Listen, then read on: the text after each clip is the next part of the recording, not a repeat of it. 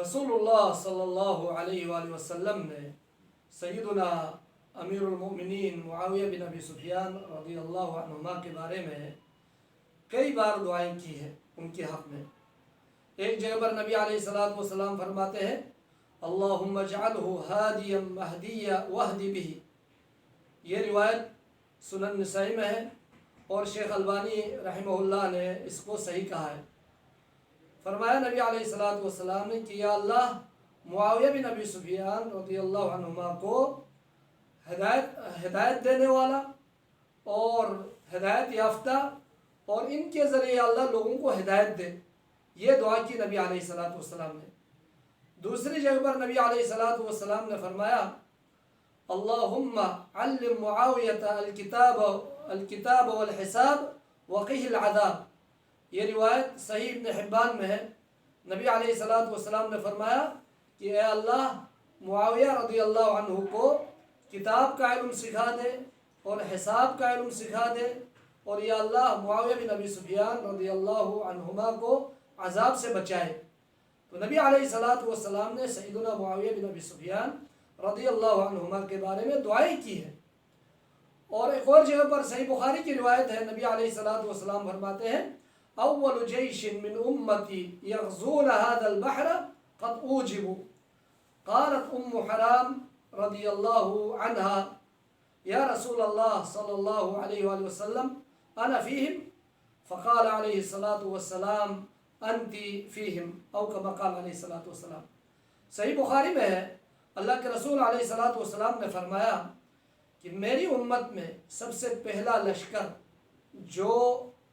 سمندری جہاد لڑے گا، سمندری جنگ لڑے گا، ان کے لیے جنت واجب کر دیا گیا ہے۔ تو ام حرام رضی اللہ تعالیٰ عنہ فرماتی ہے انہوں نے نبی علیہ الصلوۃ والسلام سے پوچھا اللہ کے رسول علیہ الصلوۃ والسلام کیا میں بھی ان میں ہوں؟ تو نبی علیہ الصلوۃ والسلام نے فرمایا تو بھی ان میں سے ہے۔ تو معلوم ہوا کہ معاویہ بن ابی سفیان رضی اللہ عنہما کی بڑی شان ہے، ان کی بڑی فضیلت ہے، ان کا بڑا مقام اور مرتبہ ہے، اور ہمیں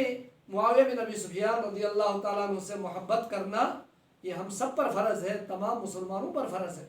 وہ صحابی رسول ہے، وہ کاتب وحی ہے، وہ نبی علیہ الصلوۃ والسلام کی زوجہ محترمہ ام حبیبہ رضی اللہ تعالیٰ عنہ کے بھائی ہے۔ معاویہ بن ابی سفیان رضی اللہ تعالیٰ عنہ کے حوالے سے جب عبداللہ بن مبارک رحمۃ اللہ علیہ سے پوچھا گیا کہ کیا